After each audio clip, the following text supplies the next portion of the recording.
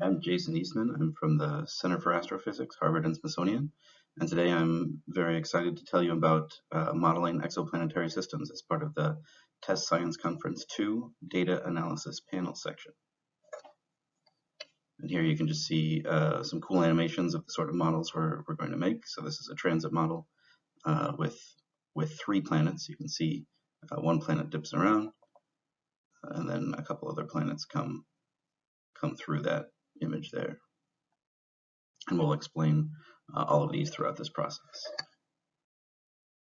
Okay, so to motivate the why we want to do this and what models we should really focus on, I want to show a plot of the number of planets that we've seen detected for each method throughout the years. And you can see at the beginning, the radial velocity method, this red curve, really took off. This red curve here. And it really dominated the field for almost 20 years or so. And so we spent a lot of effort doing radial velocity surveys and building radial velocity instruments. And then along came transits, and we had many very successful ground-based surveys like HAT and WASP and KELT, and they found quite a few planets. And then there's this huge jump shortly after Kepler launched, where transits really became the dominant method of planet detection and characterization. And transits are really cool because they can tell you a lot more about the system than radial velocities or other common methods that we use today. And so we're going to really focus in on those 2 methods, radial velocities and transits, throughout most of the rest of this talk. So while we have an overwhelming of planets today that transit, what we really care about are, or one of the things that we really care about are radial velocity only planets. And part of the reason for that is that most planets don't actually transit. And so if we care about the most extreme planets in any metric, like the nearest, the brightest, the most metal rich, or anything like that, you're really going to have to settle for a radial velocity only fit. In addition, everything we're going to learn here applies to a global fit that includes both radial velocity and transits. Okay, so this is a plot I'm going to show quite a bit throughout this talk, and so let's take some time to understand it. So what we're seeing here is a model of the planetary system face down, and this is all at least the star here in the center and the orbit and the size of the planet are all to scale. And what we're seeing here is this Earth denotes the observer, and they're observing from the edge on. And so we're seeing the orthogonal view. And this red part of the curve here is denoting the section of the orbit that is in transit.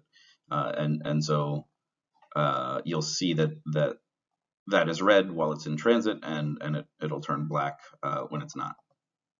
And now you see in this bottom left panel, you'll see the corresponding radial velocity curve that you would see from this observer looking at this system here.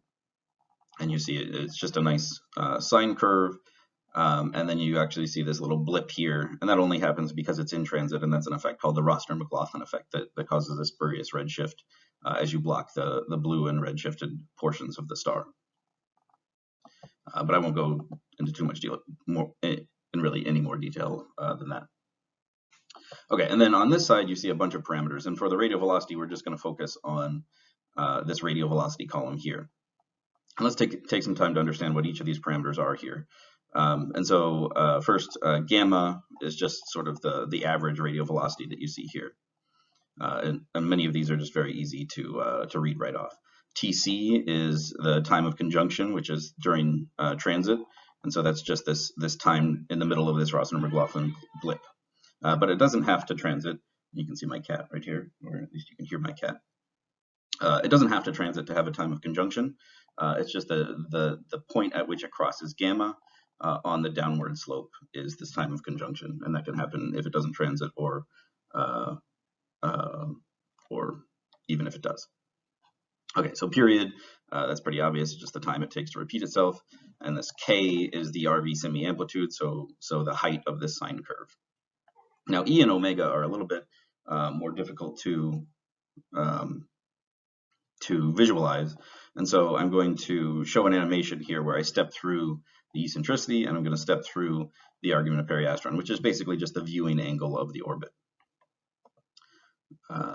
And so here, I'm just going to step through steps in eccentricity. So I'm going successively higher eccentricity, and I'm stepping through omega for each step in eccentricity. And so you can see as I step through omega, the orbit sort of precesses, or it looks like it precesses. And as I step through eccentricity, the orbit gets more elongated. And the corresponding radial velocity curve gets a little bit peakier, sometimes flatter out of transit, and it just looks pretty wonky. So that's the effect that it has on the radial velocity curve, and it's very noticeable when you start measuring the radial velocities. Okay, so that gives you a feel for the sort of parameters for the radial velocity curve. Okay, and so said a slightly different way, these are the parameters in the radial velocity. This K factor that you actually measure, that you can just sort of read off the plot, is equal to this kind of big mess here. But the important thing to realize here, the only takeaway that you really need to know is that it really depends on the mass of the star here, and then you actually only measure the mass of the planet times the sine of the inclination. So you end up with a minimum mass from a radial velocity curve. You don't actually get the real mass. And so the physical quantities you get are the period and the eccentricity.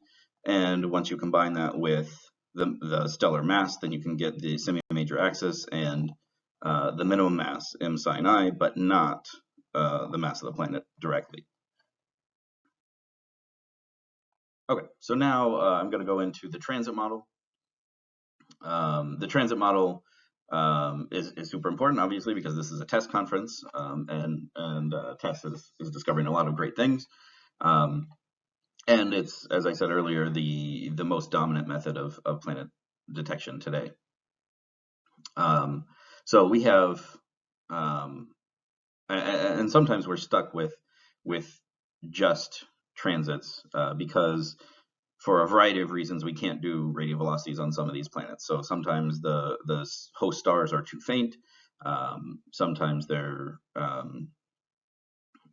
too small to measure, so we can detect transits of planets that are much smaller than we can detect the corresponding masses of the planets.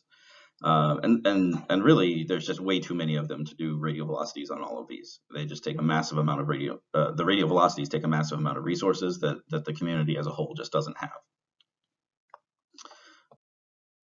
Okay, so here's the transit model. This is sort of a similar sort of animation where this top panel here is what you would physically interpret the model to be. The planet is orbiting and it blocks part of the star, but because it's so far away, we don't actually resolve that.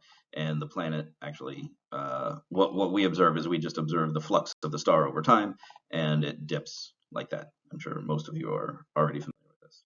Okay, so I just want to show you what happens when we change some of the parameters, what impact they have on the light curve. So changing RP over R star, that's just the size of the planet, the radius of the planet divided by the radius of the star. And as you might imagine, as the planet gets bigger, you block more of the star and the transit gets deeper.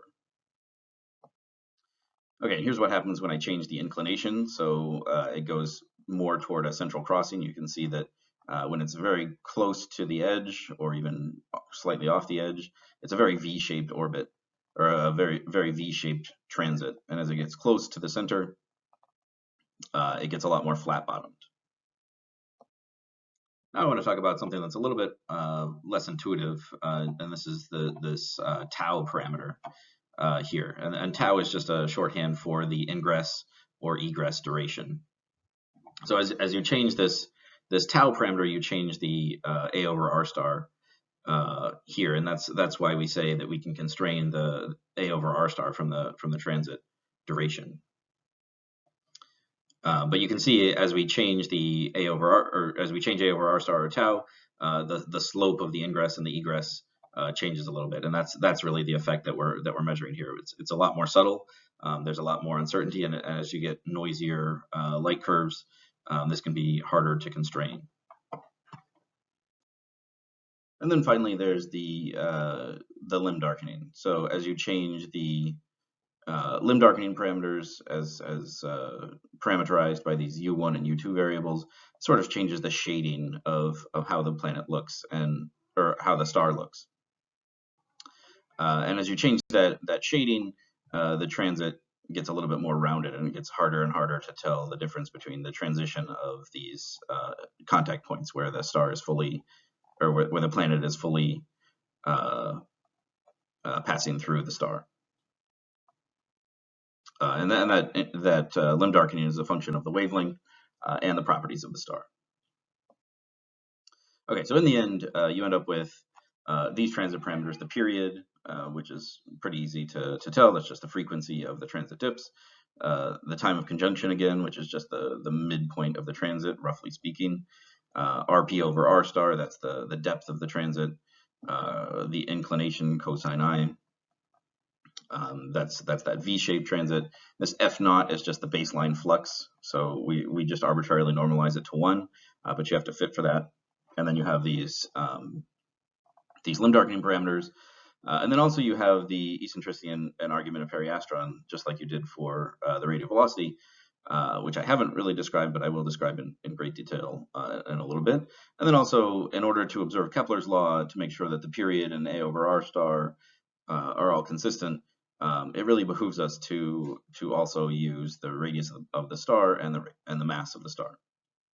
And in the end, everything that we care about, like RP over R star, if we really care about the radius of the planet, we must know the radius of the star in order to infer the radius of the planet. Okay, so from the transit alone, we can immediately infer the physical quantities, the period and the inclination, and then once we combine that with stellar parameters, we get the radius of the planet and the semi-major axis. So that link with Kepler's law is really powerful, and it allows us to constrain the transit, but it requires that we model the star at the same time, or at least know the properties of the star, and it requires that we know the eccentricity. Okay, so a lot of you might be familiar with the fact that the transits can constrain the stellar density, but that's a really strange thing to say. Like, how can a transit constrain the stellar density? And it's a very non-intuitive thing. But I just want to run through the very simple math to show you why that is, and then also explain why that's not really actually the case. So if you just start with Kepler's law, you have p squared is proportional to a cubed, and you just multiply Kepler's law by 1, so r cubed, or r star cubed over r star cubed. Pretty straightforward so far.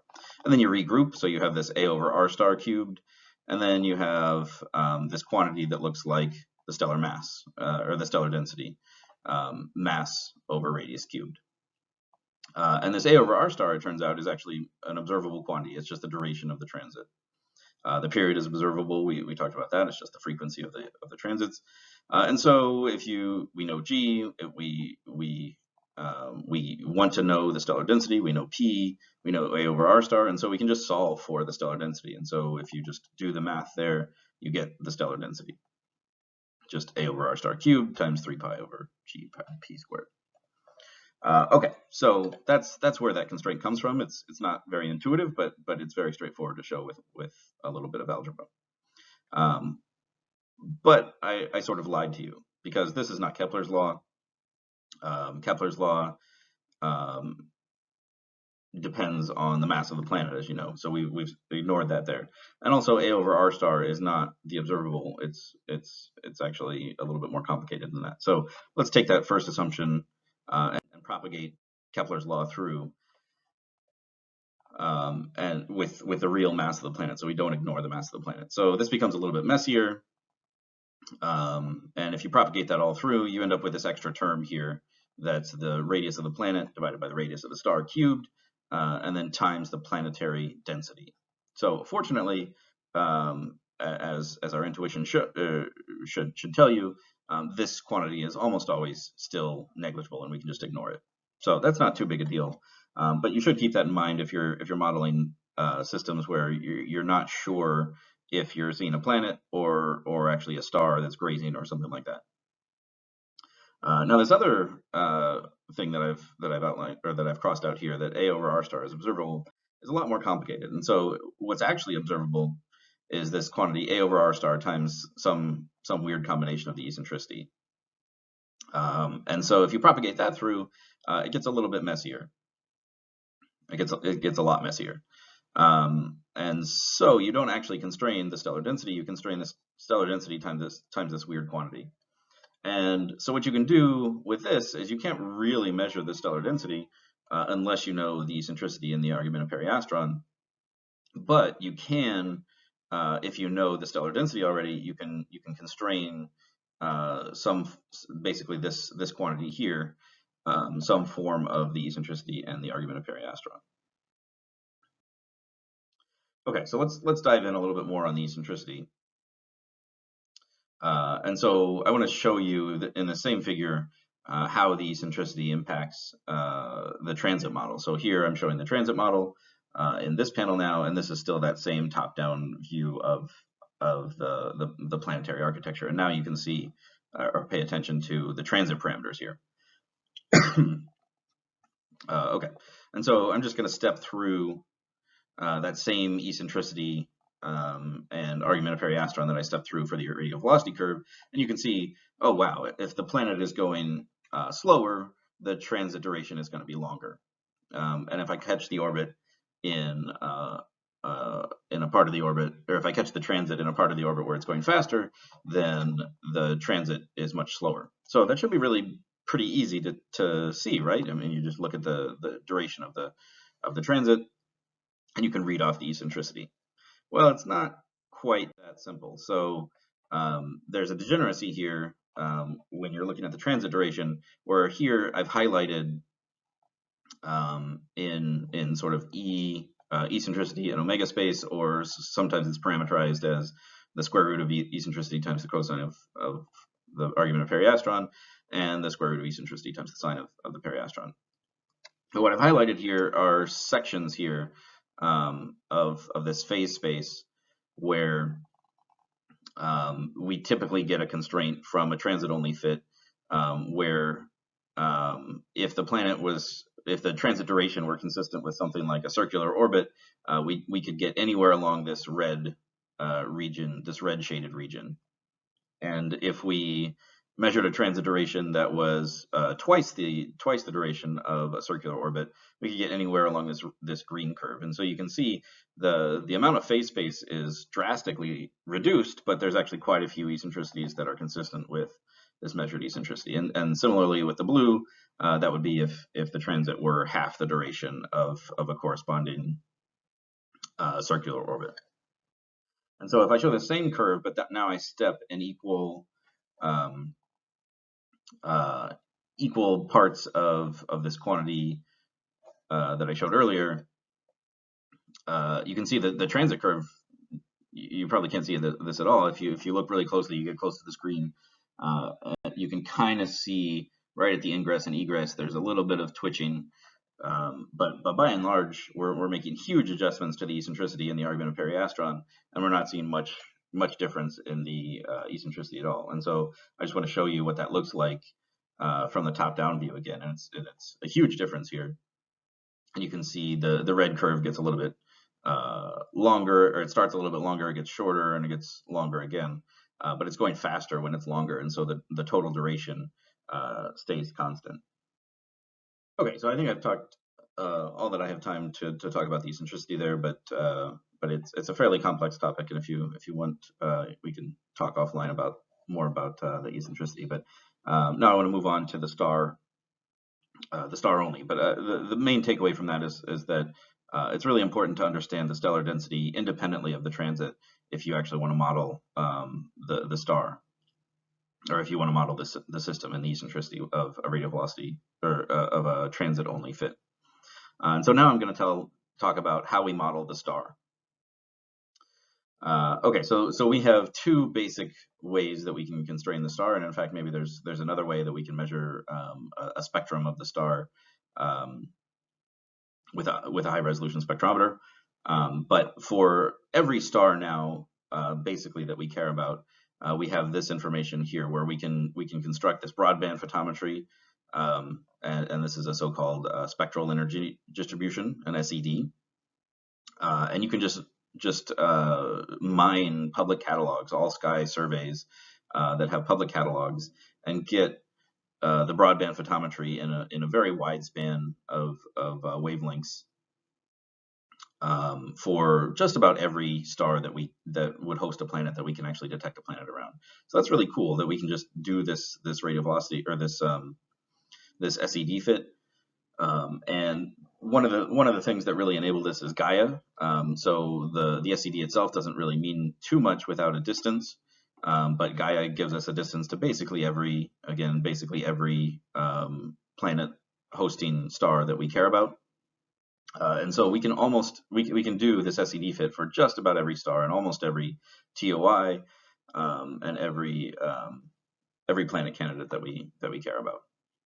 And the other thing we can use is our knowledge of stellar evolution, encoded in MIST models, or Yancey-Yale models, or parsec models, or your favorite evolutionary model, or even an empirical model.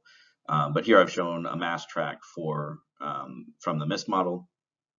And so when you model a star, you have to make sure that it is a physical star, that we think that the mass and radius and effective temperature all make sense. And you can model the broadband photometry to make sure that the shape, the brightness, the luminosity of the star makes sense. And so when you do this, you can do this for a bunch of different stars. And in fact, I did this for Jamie Taylor and Diego Godoy Rivera did this for a bunch of astroseismology targets from a large sample of astroseismology targets. And they found that comparing their gold standard astroseismology with a model of ExoFast, just using the SED model and the MIST model, that you get a really great measure of the log G of the planet. So this is just the difference between the astroseismology compared to ExoFast, as a function of the log G returned from ExoFast, and the agreement is very, very good, within 0.1 dex. So we can get accurate and precise parameters, and so what I'm showing here on the upper left here is the subset of TOIs that we've discovered so far from the TESS input catalog version 8, and you can see this basic color magnitude diagram here, but there's quite a bit of scatter, especially in the log G. But if you compare that to the same quantity that we return for ExoFast, if you just run a star-only fit using all public information on the TOIs, no spectroscopy, no nothing, you get a much tighter relation on the mass, or on the HR diagram, and so you can get really precise and accurate stellar parameters just from a model. Finally, I want to mention something about systematic errors in the stellar models, because this is super important, and ultimately, for many of the systems that we care about, the errors in the stellar parameters are what limit the errors in the planetary properties that we care about. And so if we underestimate the errors in the star, we underestimate the errors in the planet, and so we can be very, very wrong. And so in particular, in the age of Gaia, it is actually very, very easy to fool yourself into getting errors in the stellar parameters that are actually smaller, statistical errors in the stellar parameters that are smaller than the systematic errors in the underlying models. And so if you ever find yourself quoting an effective temperature that's less than about 100 K, maybe you can go a little bit lower, but if you ever find yourself quoting a 10 degree Kelvin error, or even a 50 degree Kelvin error, you should be very, very skeptical of the precision that you're getting. Similarly, for the metallicity of the star, you really shouldn't believe anything more precise than about 0.08 dex. And the bolometric flux of the star, from various methods, is probably not better known to more than about 2.5%, which translates to really an uncertainty in the stellar radius even for a solar type star, of about 2%. So if you find yourself quoting an error that's much smaller than 2%, you should be skeptical. Or if you see anybody else quoting an error that small, you should be skeptical of the precision that they claim both in the star and all of the derived stellar parameters. This is a very important thing that is relatively easy to get wrong in the age of Gaia, that can just give you very precise statistical errors. But the systematic errors underlying in the models really dominate here. Okay, so one of the really powerful things now is we're not going to talk about modeling the star only, or modeling the rate of velocity only, or modeling the transit only. You can see that now I've listed the parameters from each of these. So this is the radial velocity model, this is the transit model, and this is the stellar model. And there's a little bit more to it than the stellar model, but these are just the ones that overlap. And so there's this huge synergy because there's this overlap. You have the period and the time of conjunction, the eccentricity, the omega. All of these are totally overlapping. They're the exact same parameters in the radial velocity and the transits. And then you also care about the mass of the star in both of them, and you care about the radius of the star for the transit model. And so you can start, when you combine these, you get this huge benefit where the sum is greater than or the total is greater than the sum of its parts. And so immediately you can eliminate the period and the time of conjunction from the transit model, or from the radial velocity model, because it's far better constrained by the timing of the transits. And you can similarly remove the eccentricity and the argument of periastron from the transit model, because it's far better constrained by the radial velocities.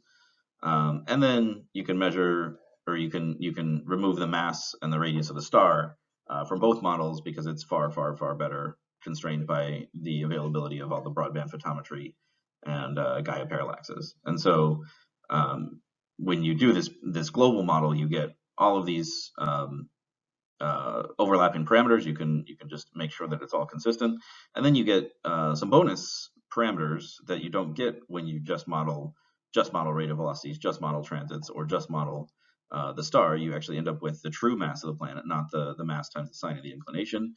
You end up with the true radius of the planet, not the radius of the planet divided by the radius of the star. You get the period and the inclination and the semi-major axis like you did before. You get the eccentricity like you did before, and you also get the planetary density, which is super important, because that can tell you about the bulk composition of the planet. And now, unlike the radial velocity only, you now have the inclination, and now you can get the true mass. Now I want to show this same figure again, where we had the degeneracy between the eccentricity and the argument of periastron for a transit, where there's very little difference in the shape of the transit as we cycle through the eccentricity and the argument of periastron. But now, because we're talking about this global model, I want to throw in the radial velocity model, and you can see that there's a huge difference in the radial velocity model. And so this just totally breaks the degeneracy if you have radial velocities in there. And in fact, the combination of both the radial velocity and the transit gives you a much more precise eccentricity or argument of periastron than either by themselves, which is a pretty neat effect. Finally, one of the things that you really can't do unless you have a global model with including the star and the planet is include some additional, usually negligible, but not always negligible effects. You can model the reflex motion of the star. You can model a few more complex eccentricity constraints. So you can talk about the Hill sphere stability. So you can exclude planets that wouldn't be stable. You can exclude multiple planets that would cross their orbits. And you can also take into account light travel time effects. So when you actually observe a model, when you observe a transit model, you're seeing the light as emitted or basically as blocked from the planet. But as you're observing a radial velocity model, you care about the light as when it was emitted by the star.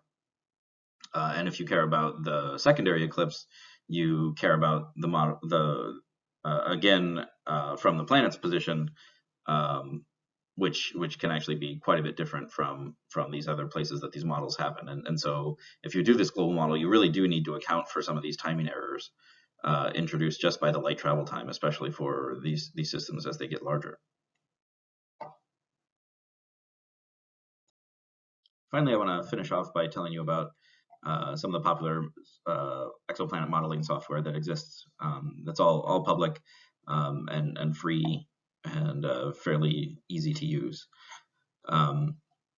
So on the left-hand side, I've got there are some Python-based codes, Juliet, ALSFitter, and Exoplanet, and in parentheses here, I've got the percentages of test discoveries, at least as of a year ago, that have used these various codes to characterize the planet that they've discovered. And a lot of people like these ones on the left because they're Python-based and they include GPs. In particular, I think Exoplanet is quickly gaining favor because it's very, very fast. It's built on a sampler that's very sophisticated, built on PyMC3, and so normally these MCMC samplers can be quite slow. These fits can take days, but Exoplanet, because of this PyMC3 package, can take hours instead. But I'm partial to ExoFast, which is written in IDL, but doesn't actually require an IDL license. You can run it for free. Mostly because I wrote it, or partially because I wrote it, but I think it's also, as I described earlier, it's super important to include the star in the model, so you can include all of these ancillary effects, and you can immediately then spit out all of these additional derived parameters like the densities and immediately get the parameters that you most care about, the mass and radius of the planet. But I think most importantly, because I model the star at the same time, the model is just intrinsically physical.